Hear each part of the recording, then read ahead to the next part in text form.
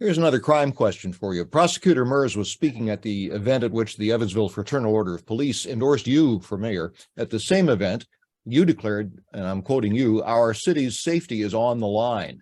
The FOP says it normally does not make an endorsement in a primary, but it has this year.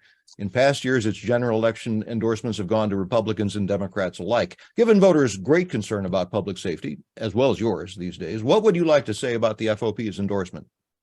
I'm extremely grateful to them. The FOP took several months to interview all the candidates running for office, over many hours worth of interviews. And we were given the opportunity to learn about each other and about the problems that the FOP members, the ordinary rank and file police, are facing within their own organization, and to learn about how that affected city crime response. So their endorsement was based upon me answering the tough questions, a meeting of the minds about what needed to be done to address crime in Evansville. And a lot of that starts right there with the police department itself. And I'll give you an example. The county commissioners and I, just this past year, raised the pay for the sheriff's deputies and for the confinement officers in the county from among the lowest in the state. And in 3 years, they will be among the highest. That pay raise was necessary in the county to keep the officers competitive with other counties. And remember, we are at a tri-state area down here, Illinois, Kentucky, Indiana. Our officers move all over, are poached from us and go everywhere else. We have to be competitive enough with the region in order to attract officers. So that was critical. That action in itself has created a disparity with the pay for the officers in the city of Evansville. And the city of Evansville has not taken that first step to address raising the pay of the officers.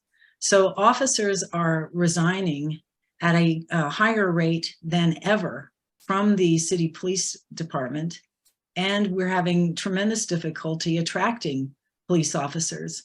I spoke to a police officer last night, and he said that they had a young recruit who, even with a $5,000 bonus hanging out there, you complete this training, you complete a year, we give you, $2,500 at this time and $2,500 at that time.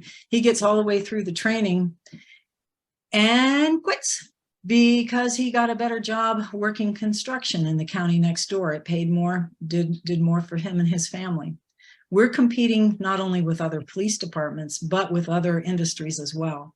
And other industries don't have the danger aspect that being a policeman does. So the police educated me with regard to the pay, with regard to the morale. They said that the morale in the department has never been lower.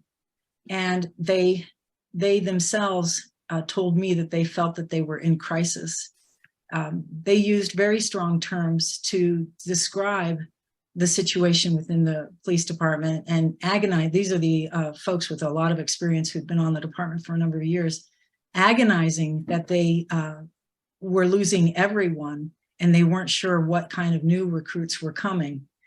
They were watching their fellow officers with years of experience leave because of the morale and the lack of support from the police administration and from the city administration. I grew up in the military.